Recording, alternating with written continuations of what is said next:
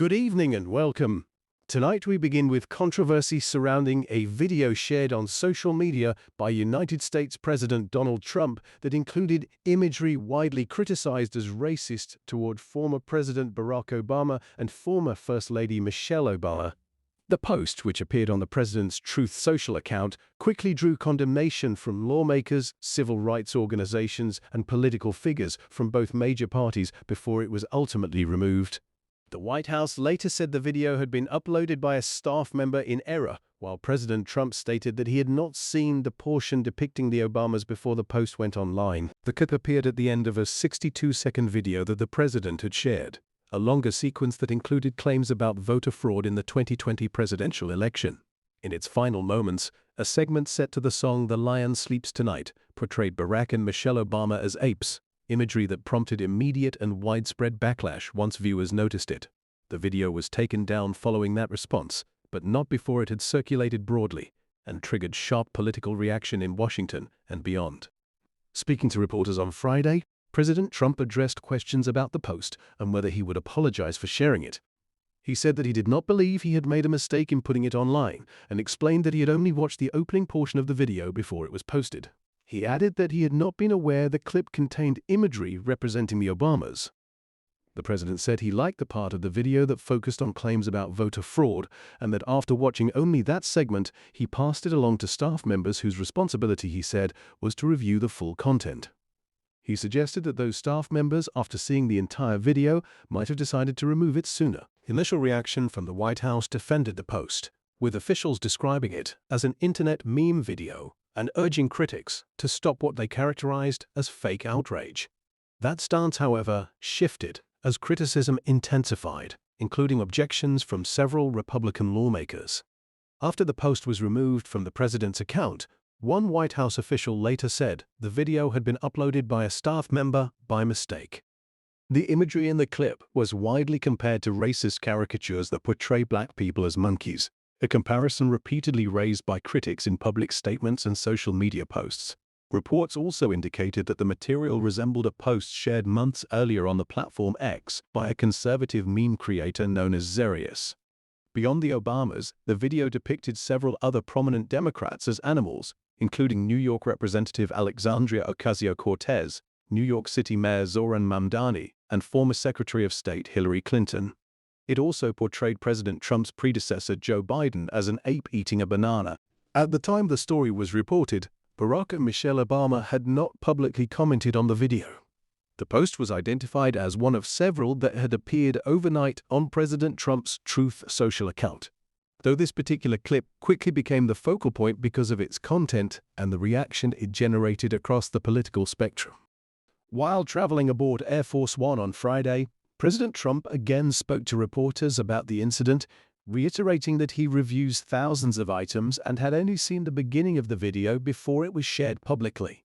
He repeated that after watching the opening portion, he forwarded it to people who generally handle such matters, emphasizing that they were responsible for reviewing the entire clip. He again said he approved of the message regarding voter fraud, but implied that staff members, after seeing the full version, might have chosen to take it down. Criticism also came from within the president's own party. Republican Senator Tim Scott of South Carolina, a political ally of President Trump, posted that he had hoped the video was fake because, in his words, it was the most racist thing he had seen from the White House. Senator Scott added that the president should remove the post. Another Republican, New York Representative Mike Lawler, described the video as wrong and incredibly offensive, whether it had been posted intentionally or by mistake, and said it should be deleted immediately and accompanied by an apology. Even after the post was taken down, condemnation continued.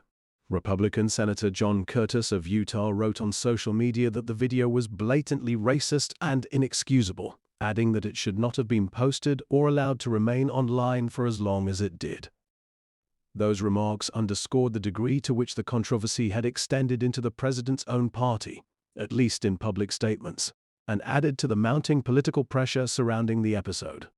According to CBS, which is a BBC partner in the United States, Florida Representative Byron Donalds, a longtime supporter of President Trump who is running for governor, contacted the White House after the video appeared. CBS reported that White House officials told him that a staff member had let the president down. The BBC said it had also reached out to the White House seeking clarification on how many people have access to the president's social media account and what approval process is in place for posts before they are made public.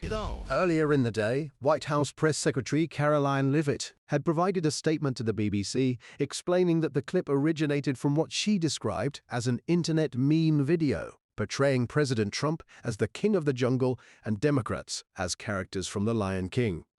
In that same message, she urged the media to stop what she called fake outrage and to focus instead on issues she said mattered to the American public. Before the post was removed, civil rights leaders and Democratic officials had also spoken out forcefully. Derek Johnson, the president of the National Association for the Advancement of Colored People, or NAACP, called the video disgusting and utterly despicable. He accused President Trump of attempting to distract the public from the Epstein case and from what he described as a rapidly failing economy. Former Obama White House official Ben Rhodes said in a statement that the episode should haunt President Trump and his supporters, adding that future Americans would embrace the Obamas as beloved figures while studying what he described as a stain on the country. Illinois Governor J.B. Pritzker wrote in a brief post that Donald Trump is racist. The office of California Governor Gavin Newsom posted on X that the president's behavior was disgusting and called on every Republican to denounce it. House Minority Leader Hakeem Jeffries, who had accused President Trump of racism last year after the president shared an AI-generated image depicting him with a mustache and sombrero, responded to the latest video by calling the president vile, unhinged, and a malignant bottom feeder, and urged Republicans to denounce what he described as disgusting bigotry. The controversial segment featuring the Obamas had been appended to the end of a 1-minute-long video that also included claims of voting conspiracies in Michigan during the 2020 presidential election. Those claims, according to previous legal actions, had been denied as part of Dominion Voting System's successful civil lawsuits against certain media companies.